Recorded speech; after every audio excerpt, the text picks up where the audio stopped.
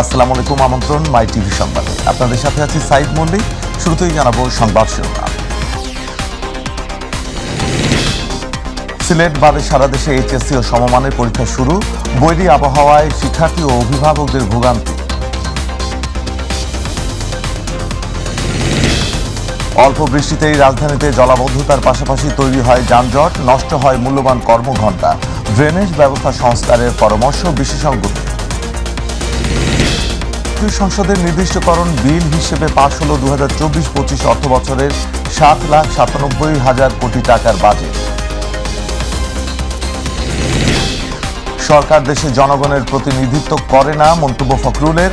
আন্দোলনে ব্যর্থ হয়ে করুণা আদায়ের চেষ্টা করছে বিএনপি, ওবায়দুল কাদেরের বিবৃতি।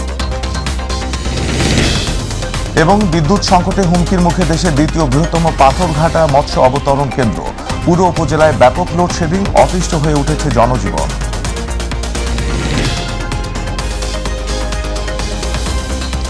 শুনছিলেন শিরোনাম, এবার বিস্তারিত সংবাদ। বাংলা প্রথম পত্রের পরীক্ষার মধ্য দিয়ে শুরু হয়েছে চলতি বছরের এইচএসসি ও সমমানের পরীক্ষা। বন্যার কারণে সিলেট শিক্ষা বোর্ড ও সিলেট বিভাগের কারিগরি ও মাদ্রাসা বোর্ড ছাড়া বাকি 10টি বোর্ডের পরীক্ষা অনুষ্ঠিত হচ্ছে। সকাল থেকে বৃষ্টির কারণে কেন্দ্রে আসতে বিড়ম্বনায় পড়েন পরীক্ষার্থী ও অভিভাবকরা। আমেনা হীরার রিপোর্ট। সিলেট বিভাগ ছাড়া সারা দেশে এইচএসসি ও সমমানের পরীক্ষা শুরু হয়েছে। সাধারণ শিক্ষা বোর্ডে প্রথম দিনে বাংলা প্রথম পত্র, মাদ্রাসা বোর্ডের অধীনে আলিম পরীক্ষায় কোরআন মাজিদ এবং কারিগরি বোর্ডের অধীনে এইচএসসির বাংলা দ্বিতীয় পত্র পরীক্ষা অনুষ্ঠিত হয়েছে। এবার 9টি সাধারণ শিক্ষা বোর্ড, কারিগরি শিক্ষা বোর্ড ও মাদ্রাসা শিক্ষা বোর্ডের মোট পরীক্ষার্থী 14,50,790 জন। সকালে বৈরী আবহাওয়ার মধ্যেও পরীক্ষা কেন্দ্রে আসেন পরীক্ষার্থীরা। কিছুটা সমস্যা হয়েছে, অনেক বৃষ্টির কারণে একটু ভিজে গেছিলাম, তবে গিয়ে ক্লাসরুম খুঁজে পেতে কোনো সমস্যা হয়নি। আমাদের সিট প্ল্যান আগে থেকেই দিয়ে দেওয়া ছিল। আলহামদুলিল্লাহ পরীক্ষা ভালো হয়েছে, স্যাররা খুবই কোঅপারেটিভ ছিল এবং আসার সময় একটু বৃষ্টির জন্য একটু কষ্ট হয়েছিল। সিলেবাস সংক্ষিপ্ত হলেও 3 ঘন্টায় 100 নম্বরের পরীক্ষা দেন শিক্ষার্থীরা। পরীক্ষার পরিবেশ ও প্রশ্নপত্র নিয়ে সন্তুষ্টির কথা জানান তারা। আলহামদুলিল্লাহ প্রশ্ন অনেক ভালো ছিল, পরীক্ষা আলহামদুলিল্লাহ অনেক ভালো হয়েছে। এমসিকিউ তুলনায় সিকিউটা একটু কনফিউজিং ছিল, আলহামদুলিল্লাহ ভালো হয়েছে।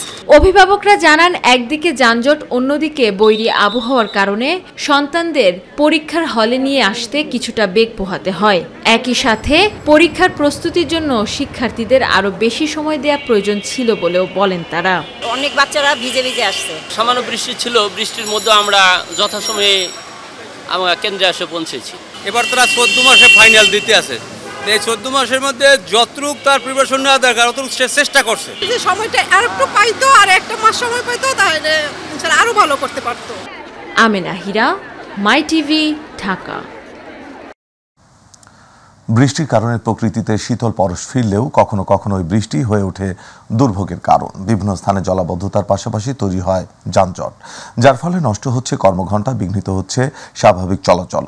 সংকট নিরসনে ড্রেনেজ ব্যবস্থা সংস্কারের পরামর্শ দিলেন বিশেষজ্ঞরা। নুসরাত শারমিনের বিশেষ রিপোর্ট। বৃষ্টি যেমন একদিকে স্নিগ্ধতার পরশ বুলিয়ে দেয়, অপরদিকে হয়ে ওঠে ভোগান্তিরও কারণ। জনমনে প্রশ্ন হলো, এমনটি কেন হয়? বৃষ্টি হলে রাজধানীতে প্রথমেই চোখে পড়ে বিভিন্ন সড়কে তৈরি হওয়া জলাবদ্ধতা, যার কারণে চলাচলে বিঘ্ন ঘটার পাশাপাশি ভোগান্তিতে পড়তে হয় শিক্ষার্থী, কর্মজীবী সহ সকলকেই। নর্মালি যখন আমরা 9টার বাসে উঠি তো আসতে দেখা যায় 35 থেকে 40 মিনিট লাগে ক্যাম্পাসে। তো আজকে দেখলাম যথেষ্ট পরিমাণে জ্যাম ছিল। আমার এখানে 1.5 ঘন্টা লাগতো, সেই জায়গায় 2.5 ঘন্টার মতো লেগেছে, মানে 2 ঘন্টার বেশি লেগেছে। বৃষ্টির ফলে আরও এক বড় ভোগান্তির নাম যানজট। কর্মঘণ্টা নষ্ট হওয়ার সাথে সাথে যে কারণে নানা দুর্ভোগে পড়তে হচ্ছে খেটে খাওয়া মানুষদের। পানি হয়ে গেলে গাড়ি ডুবে যায়, আপনার ইঞ্জিন টিঞ্জিন সব নষ্ট হয়ে যায়। পেসেঞ্জারেরও ক্ষতি হয়, আমাদেরও ক্ষতি হয়, গাড়িরও ক্ষতি হয়। বৃষ্টির কারণে অনেক যানজট, পানি ওঠে রাস্তার মধ্যে, অনেক সমস্যা হয়ে যায়। পর্যাপ্ত ড্রেনেজ ব্যবস্থা ও বছরের পর বছর সংকট নিরসনে কাজ করার পরও কেন এই জলাবদ্ধতা? এমন প্রশ্নের উত্তর জানান এই বিশেষজ্ঞ। বৃষ্টি হলে হয় কি, রাস্তার দুই পাশে পানি জমে যায়। যানবাহন যেটা চেষ্টা করে সবসময় সড়কের মাঝ বরাবর চলাচলের জন্য, যাতে করে আসলে এই যে পানি যে জমাট বেঁধে গেছে সেটাকে এড়িয়ে কীভাবে চলাচল করা যায়।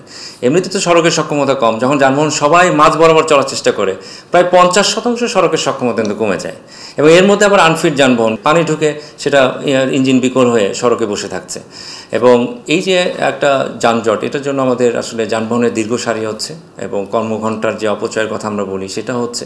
ড্রেনেজ ব্যবস্থার সংস্কারের পাশাপাশি মৃত খালগুলো পুনরুদ্ধারের পরামর্শও দেন এই বিশেষজ্ঞ। আমি ড্রেন তৈরি করছি, কিন্তু এই ড্রেনের সাথে তো আমার সমন্বিতভাবে আমার খালগুলি যুক্ত থাকতে হবে এবং খালের পানি তো নদীতে পড়তে হবে। তো সেই জায়গায় দীর্ঘমেয়াদী আমি যেভাবে দেখি যে আসলে দীর্ঘদিন ধরেই, যেহেতু এখানে আমি মনে করি রাজনৈতিক সদিচ্ছার একটা ঘাটতি ছিল, অনেকে প্রভাবশালী ছিল, তারা খালের উপরে ভবন তৈরি করে ফেলেছে, খালগুলোকে আসলে সংকীর্ণ করে ফেলেছে, পানি তো আসলে নিষ্কাশন হতে পারছে না। তো সেই জায়গায় আসলে খাল দখল করার কোনো সুযোগ নাই, এদেরকে পুনরুদ্ধার করতে হবে। ধারণ ক্ষমতার চেয়ে রাস্তায় যানবাহনের সংখ্যা বেশি থাকার কারণে প্রতিনিয়তই বাড়ছে যানজট, সেই সাথে পাল্লা দিয়ে সৃষ্টি হচ্ছে নানা জনদুর্ভোগের। আর বৃষ্টি এলে তার মাত্রা যেন বেড়ে যাচ্ছে আরও কয়েক গুণ। বিশেষজ্ঞরা বলছেন সঠিক পরিকল্পনার বাস্তবায়নই পারে এসব সমস্যা কমিয়ে আনতে, সেই সাথে ড্রেনেজ ব্যবস্থা জোরদার করার পরামর্শ তাদের। নুসরাত শারমিন, মাই টিভি, ঢাকা। জাতীয় সংসদের সর্বসম্মতিক্রমে পাশ হল 2024-25 অর্থ বছরের 7,97,000 কোটি টাকার budget. Speaker doctor Shirin Sharmin চৌধুরীর সভাপতিত্বে শুরু হওয়া সংসদের অধিবেশনে অর্থমন্ত্রী আবুল হাসান মাহমুদ আলী বাজেট পাশের জন্য প্রস্তাব করলে কণ্ঠভোটে তা পাশ হয়। আরও জানাচ্ছেন রাকিব হাসান। সংসদের সামনে প্রশ্ন হচ্ছে, নতুন অর্থ বছরের জন্য 7,97,000 কোটি টাকার বাজেট পাশ করেছে জাতীয় সংসদ।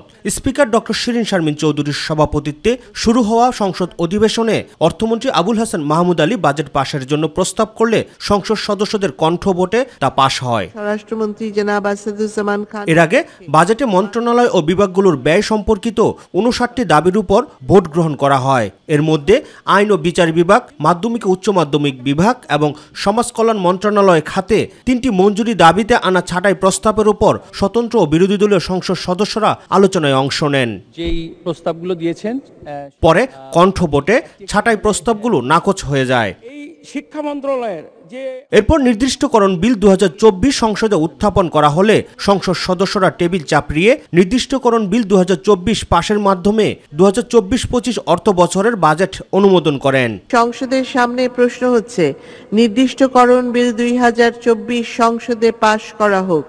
যারা এই প্রস্তাবের পক্ষে আছেন তারা হা বলুন,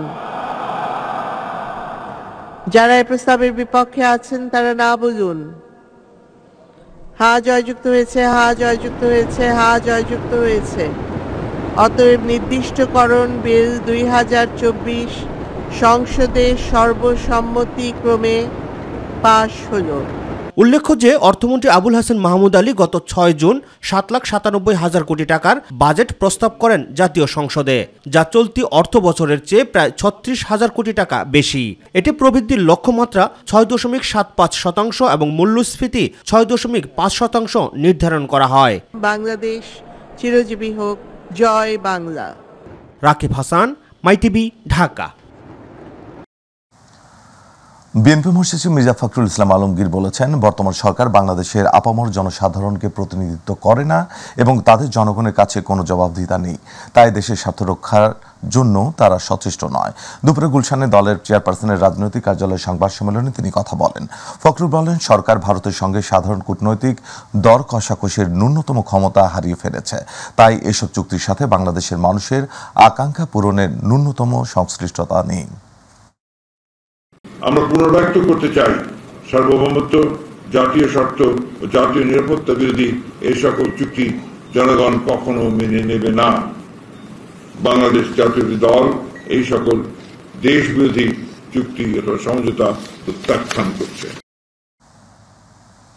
আওয়ামী লীগের সাধারণ সম্পাদক ওবায়দুল কাদের বলেছেন, ফৌজদারি অপরাধে দণ্ডপ্রাপ্ত কোনো ব্যক্তির মুক্তভাবে চিকিৎসা সেবা গ্রহণের কোনো নজির নেই, কিন্তু বিএনপি গত কয়েক বছর ধরে আইনগত পদ্ধতি ছাড়াই খালেদা জিয়ার মুক্তির দাবি করছে। দলটি খালেদা জিয়ার শারীরিক অবস্থা নিয়ে গুজব ছড়িয়ে জনগণকে উস্কানি দিচ্ছে এবং আন্দোলনে ব্যর্থ হয়ে জনগণের কাছ থেকে করুণা আদায়ের চেষ্টা করছে। রোববার গণমাধ্যমে পাঠানো এক সংবাদ বিবৃতিতে এসব কথা বলেন তিনি। ওবায়দুল কাদের বলেন, আন্দোলনের নামে বিএনপির বিভিন্ন রাজনৈতিক কর্মসূচি জনগণ বারবার প্রত্যাখ্যান করেছে এবং দলটি আজ একটি ব্যর্থ রাজনৈতিক দলে পরিণত হয়েছে। এখন তাদের তথাকথিত আন্দোলনের বিষয় দুর্নীতি দায়ে সাজাপ্রাপ্ত অসুস্থ নেত্রী বেগম খালেদা জিয়া।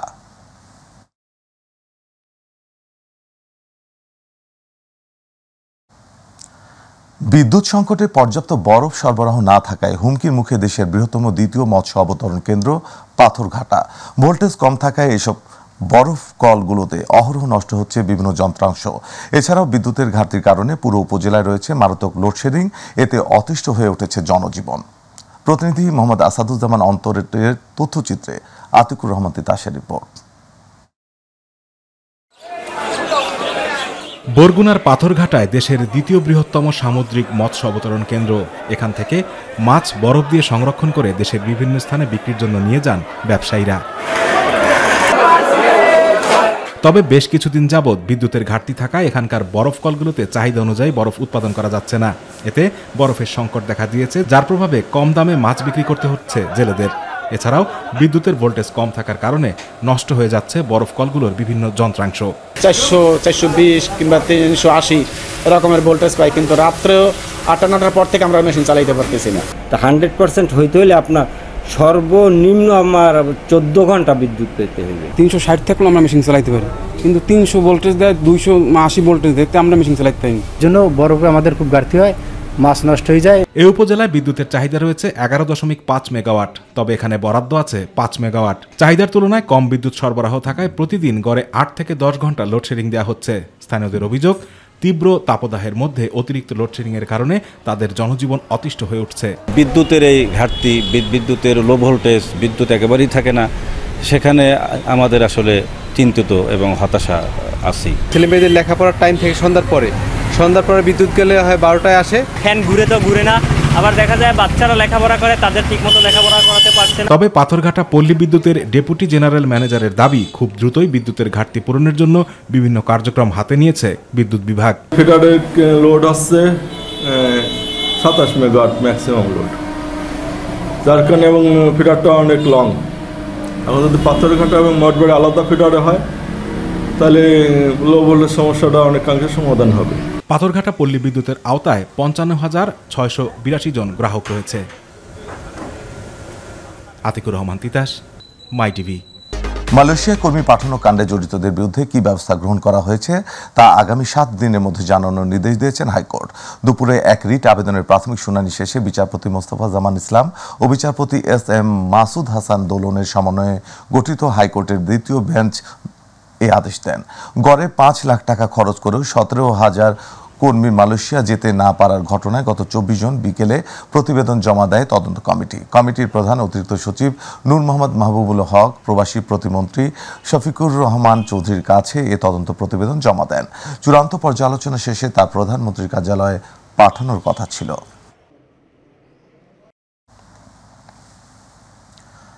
হত্যার হুমকির বিষয়ে পুলিশ ব্যবস্থা না নিয়ে অপমৃত্যুর মামলার জন্য বসে আছে বলে মন্তব্য করেছেন হবিগঞ্জ 4 আসনের সংসদ সদস্য ব্যারিস্টার সাইদুল হক সুমন। সকালে সুপ্রিম কোর্টে সাংবাদিকদের সাথে আলাপকালে কথা বলেন তিনি। ব্যারিস্টার সুমন বলেন, অজ্ঞাতনামা ব্যক্তিকে শনাক্ত করা যায়নি, মোবাইল ট্র্যাকিং করে ভিন্ন ভিন্ন জায়গায় তার অবস্থান পাওয়া যাচ্ছে বলে জানিয়েছে পুলিশ। এ সময় পুলিশের ভূমিকা নিয়ে সমালোচনাও করেন তিনি। এরা খবর নেয় না বলেই মতিউর রায় তো টাকার মালিক হয়, কারণ এরা তো থাকে কারে কোন জায়গায় বদলি করবে, কারে কোন জায়গা মতো নিজের লোক সেট করলে অনেক টাকার বাণিজ্য হবে, এইসব অভিযোগ এদের বিরুদ্ধে। যার কারণে আমার কষ্টটা এখানে, আমার এই মরতে কষ্ট নাই, আমার দুইটা কষ্ট, একটা হচ্ছে মরে গেলে আমার এলাকার মানুষের কি হবে, এইটা আমাকে কষ্ট দেয়। আনসার আল ইসলামের 3 সক্রিয় সদস্যকে কক্সবাজার থেকে গ্রেফতার করেছে র্যাব 15 এবং র্যাব 7। এই সময় উগ্রবাদী পুস্তক, লিফলেট ও বিস্ফোরক তৈরির ম্যানুয়াল উদ্ধার করা হয়। রাতে র্যাব সদর দপ্তরের গোয়েন্দা শাখা ও র্যাব 15 এবং র্যাব 7 এর যৌথ আভিযানিক দল গোয়েন্দা তথ্যের ভিত্তিতে কক্সবাজারের চৌফলদণ্ডি এলাকায় অভিযান পরিচালনা করে 3 জনকে গ্রেফতার করে। গ্রেফতারকৃতদের প্রাথমিক জিজ্ঞাসাবাদে জানা যায় যে তারা নিষিদ্ধ ঘোষিত জঙ্গি সংগঠন আনসার আল ইসলামের সক্রিয় সদস্য। বর্তমানে তারা আজ শাহাদাত নামে নতুন একটি জঙ্গি গ্রুপ তৈরি করে নতুন সদস্য সংগ্রহ সহ দাওয়াতি কার্যক্রম পরিচালনা করছিল। বিপুল পরিমাণে দেশীয় অস্ত্র এবং ডাকাতির সরঞ্জামাদি সহ ডাকাতির প্রস্তুতিকালে আন্তজেলা আলী ডাকাত দলের সর্দার আব্দুল হাকিম সহ ৮ ডাকাত সদস্য গ্রেফতার করেছে র্যাব ৮। বিকেলে র্যাবের লিগ্যাল অ্যান্ড মিডিয়া উইং এর পরিচালক আরাফাত ইসলাম সংবাদ সম্মেলনে জানান, বাকেরগঞ্জের মহেশপুর এলাকায় এক বাড়িতে ডাকাতির প্রস্তুতিকালে র্যাব অভিযান চালিয়ে ৩ জনকে আটক করে। তাদের দেয়া তথ্য অনুযায়ী র্যাব ১০-এর সহযোগিতায় ঢাকা দক্ষিণ কেরানীগঞ্জের ধলেশ্বরী টোল প্লাজা এলাকা থেকে আরও ৫ জনকে গ্রেফতার করা হয়। গ্রেফতারকৃতদের বিরুদ্ধে একাধিক মামলা রয়েছে বলে জানিয়েছে র্যাব ৮।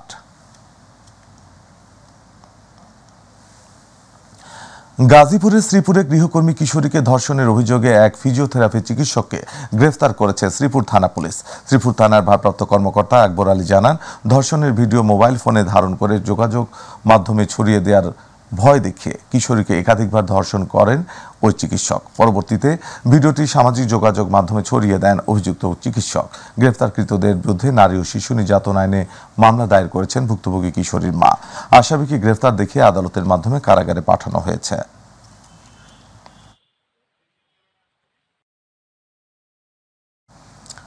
ভোলার ঐতিহ্যবাহী সরকারি উচ্চ বিদ্যালয়ের শতবর্ষী ভবনটি ছাত্র শিক্ষক অভিভাবকদের ভয়ের কারণ হয়ে দাঁড়িয়েছে।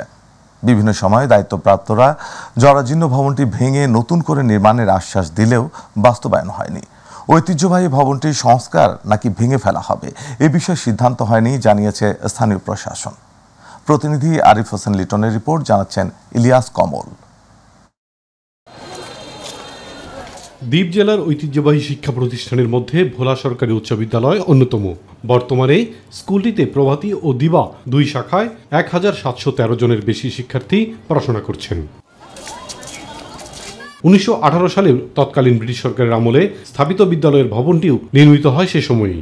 ২০১৪ সালে পুরাতন ভবনটিকে শিক্ষা প্রকৌশল বিভাগ অকেজো ঘোষণা করলেই ভবনটিতে কার্যক্রম বন্ধ হয়ে যায়। নতুন ভবনে পাঠদান চললেও নিয়মিতই বিভিন্ন প্রয়োজনে ব্যবহৃত হয়ে আসছে পুরনো পরিত্যক্ত ভবনটি।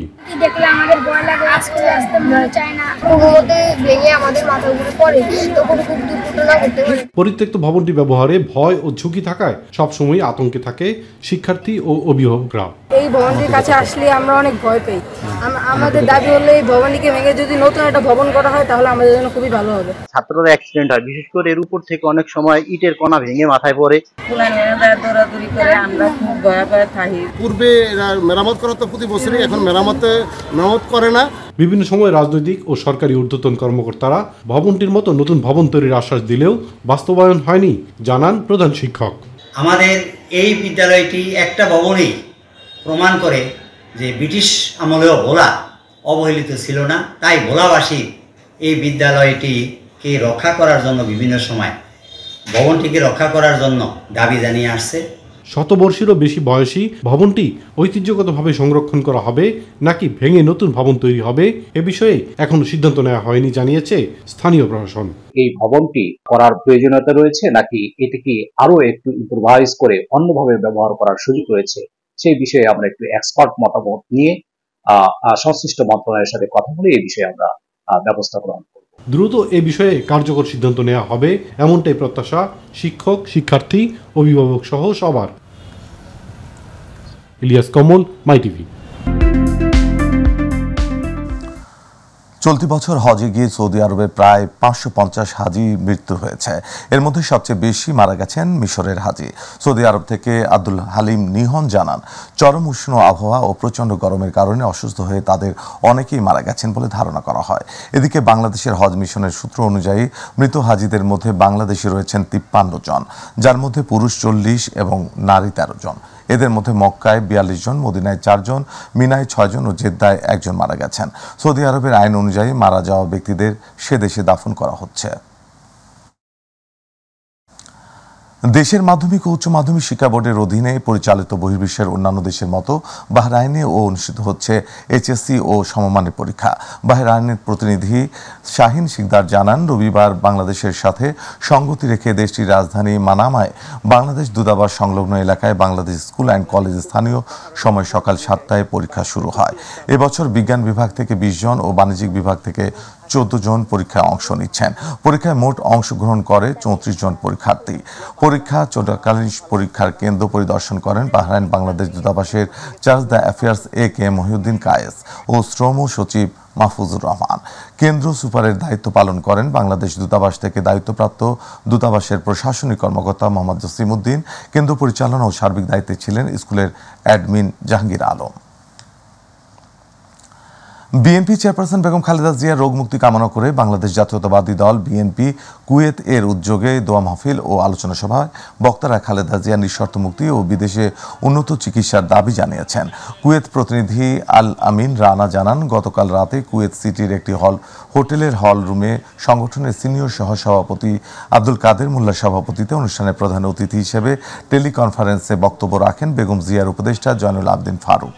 আব্দুল কাদের মুন্সির সঞ্চালনায় অনুষ্ঠানে বিশেষ অতিথি ছিলেন কুয়েত বিএনপির শীর্ষস্থানীয় নেতা আবুল হাশেম এনাম, আলহাজ শওকত আলী, শফিকুল ইসলাম মীর, মোশাররফ জালাল আহমেদ চুন্নু মোল্লা।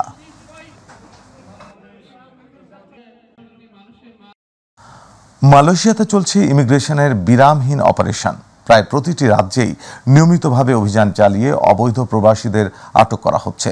তবে এবার ইমিগ্রেশনের অভিযানের সময় মালয়েশিয়ান কোম্পানির এক স্থানীয় পরিচালককে মারধরের অভিযোগ উঠেছে কুয়ালালামপুর ইমিগ্রেশনের বিরুদ্ধে। দেশটির জাতীয় পত্রিকা সিনার হারিয়ানাতে প্রকাশিত এক প্রতিবেদন সূত্রে এই খবর জানা গেছে। এমনকি এ ব্যাপারে মন্তব্য করেছেন দেশটির ইমিগ্রেশন মহাপরিচালকও।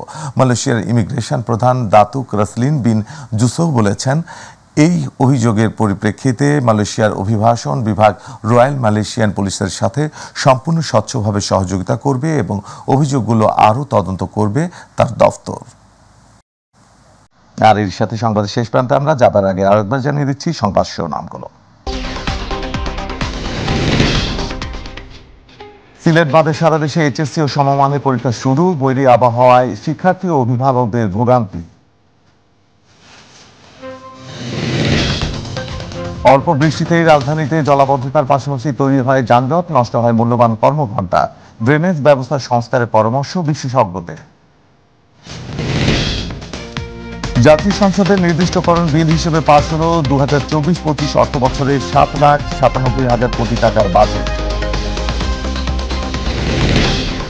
সরকার দেশের জনগণের প্রতিনিধিত্ব করে না, মন্তব্য ফখরুলের। আন্দোলনে ব্যর্থ হয়ে করুণা আদায়ের চেষ্টা করছে বিএনপি, ওবায়দুল কাদেরের বিবৃতি।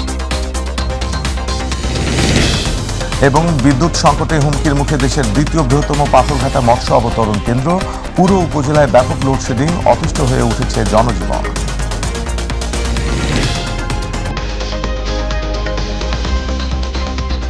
সঙ্গে থাকার জন্য ধন্যবাদ। এই ছিল আমাদের এখনকার সংবাদ আয়োজন। এছাড়াও ইউটিউবে মাইটিভি সংবাদ পেতে ভিজিট করুন youtube/mytvbdnews এবং আমাদের অনুষ্ঠান দেখতে ভিজিট করুন youtube/mytvbangla, facebook/mytvbangla। দর্শক, পরবর্তী সংবাদ দেখার আমন্ত্রণ জানিয়ে বিদায় নিচ্ছি। সাইদ মোল্লে, আল্লাহ হাফিজ।